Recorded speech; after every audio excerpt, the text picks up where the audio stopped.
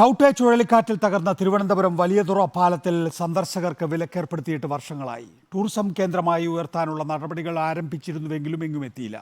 സംസ്ഥാനം നേരിടുന്ന സാമ്പത്തിക പ്രതിസന്ധിയുടെ പശ്ചാത്തലത്തിൽ തകർന്ന വലിയതുറ കടൽപ്പാലം പുനഃസ്ഥാപിക്കാൻ സാഗർമാല പദ്ധതിയിൽ ഉൾപ്പെടുത്താൻ കത്ത് നൽകിയിരിക്കുകയാണ് സംസ്ഥാനം.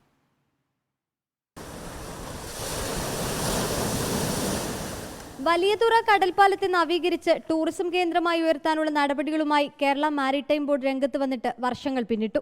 കടൽപ്പാലത്തിന് വിള്ളൽ വീണ് കടലിലേക്ക് താഴ്ന്നു നിൽക്കുന്ന അവസ്ഥയാണ്. ശക്തമായ കടലാക്രമണം ഉണ്ടായാൽ പോലും പാലം കൂടുതൽ അപകടകരമായ അവസ്ഥയിലേക്ക് നീങ്ങും. ടൂറിസ്റ്റ് ഹബ്ബാക്കി മാറ്റുമെന്ന് പ്രഖ്യാപനമുണ്ടായിരുന്നെങ്കിലും ഇതുവരെയും പാലത്തിന്റെ കേടുപാടുകൾ പരിഹരിക്കാൻ നടപടിയായിട്ടില്ല.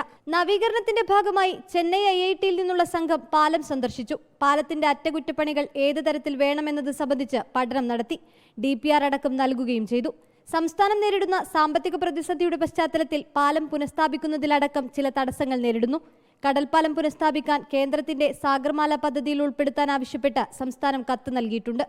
പൊതു സ്വകാര്യ പങ്കാളിത്ത മാതൃകയിൽ വലിയതുറയിൽ ഒരു അന്താരാഷ്ട്ര സമുദ്ര ഹബ്ബ് വികസിപ്പിച്ചുകൊണ്ട് പാലത്തിന്റെ നവീകരണം ഉൾപ്പെടുന്ന ഒരു സമഗ്ര പദ്ധതിയാണ് ഉദ്ദേശിക്കുന്നത്.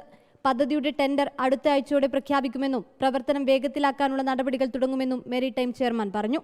റിപ്പോർട്ടർ, തിരുവനന്തപുരം.